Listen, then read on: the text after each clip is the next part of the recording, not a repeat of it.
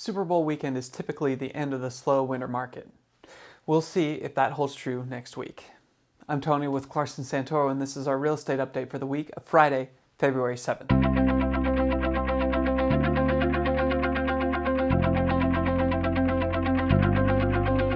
We know that selling or buying a home can be very stressful and confusing. That's why we do these weekly videos so that you can know how the market is impacting your options as a home seller or buyer. Let's start off by looking at how the market performed this week. There are 22 active homes on the market, which is 4 more than last week's 18, with an average asking price of $2,068,000, down slightly from last week's average of $2,112,000. Only one home went pending this week, which is 2 less than the already low number of pending homes last week of 3. And that pending home was asking 1.4, which is significantly lower than the average asking price of the pending homes from a week before. And again, here's low numbers. Only one sold, which is half of the 2 that sold last week. And the average asking price, or not an average, the asking price of the sold home was $1,705,000, up from the average of the 2 the last week at $1,542,000.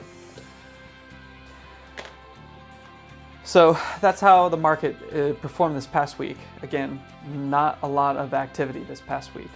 But before, next, obviously we're going to look at the indicators of what the market might be doing in the future. But before we do that, if you find this information helpful, you can subscribe so you don't miss out on future updates. And while you're at it, why don't you share this with a friend? Everyone deserves to be in the know about their local real estate market. All right, let's take a look at those broader trends. Starting with the inventory, it's up to 22 homes this week.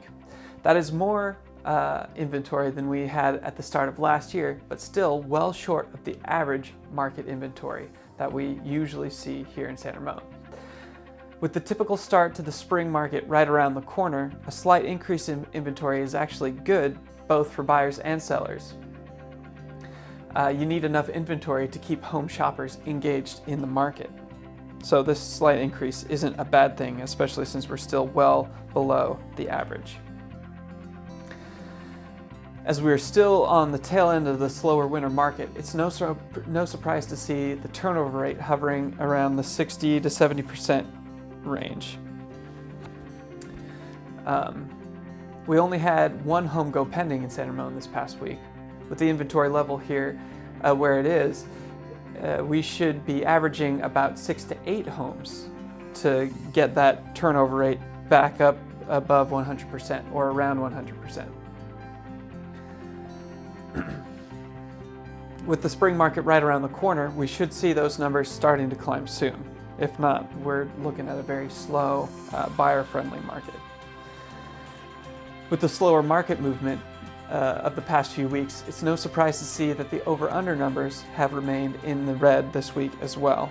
Here's breaking even. We're just underneath it right now.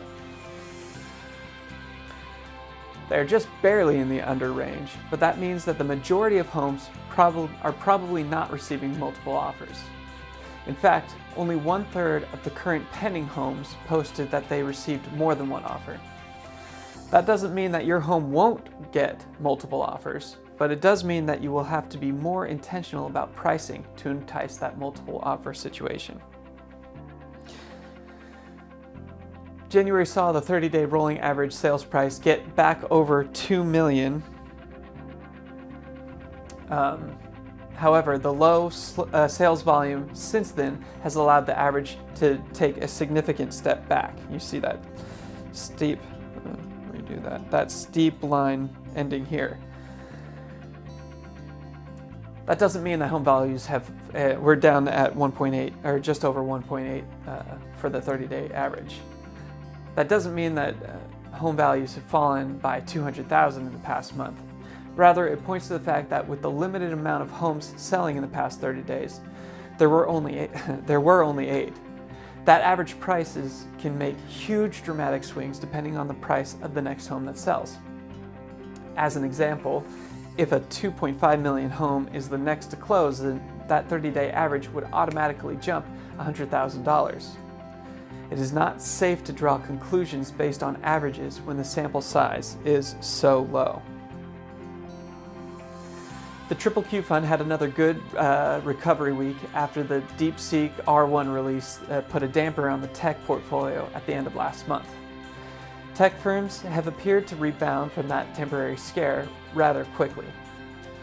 With the market feeling a little sluggish and interest rates staying high, it's good to see that the tech fund continues to perform well, meaning our buyer pool remains confident in their overall financial situation, making it more likely that they will be willing to make solid offers on well-priced homes.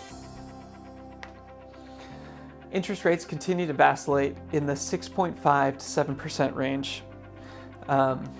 They did drop a few basis points this week, 6, not a lot, but nothing significant that will really affect anyone's buying power.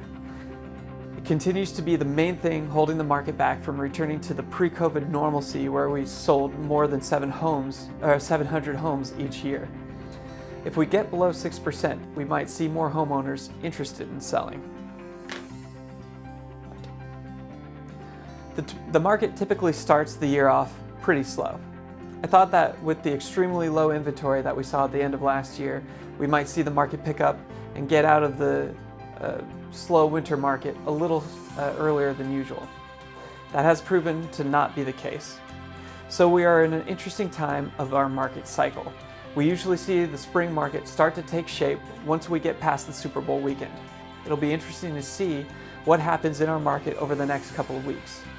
In the meantime, I think it's important to note that the small sample size averages do not clearly define reality. It is essential to take each home into consideration individually when thinking about the price, either as a seller or as a buyer. Thank you for joining me for this weekly update. I hope it helps you understand how our market is impacting your options. Don't forget to hit the subscribe button and ring the notifications so you can stay informed on how the market is starting to shape up this year. If you have any questions about how you can navigate this stressful and confusing process that can be selling or buying a house, leave a comment down below or reach out to us directly. We're here to help guide you every step of the way. Have a safe weekend, and I'll see you next week with a new update.